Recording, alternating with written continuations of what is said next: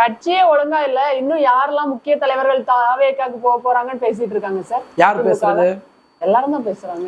ஏங்க நேத்து பொதுக்குழு செங்கோட்டையன் அவர்கள் சொல்லிருக்காரு, ரொம்ப மிக மிக முக்கியமானவர்கள் எல்லாம் அதிமுகல இருந்து டிவிகேல வந்து பண்ண போறாங்க, வர போறாங்க. நேத்து பொதுக்குழு பாத்தீங்கல்ல, எங்க அண்ணன் சி வி சண்முகம் எப்படி பேசினார், முன்னாள் அமைச்சர்.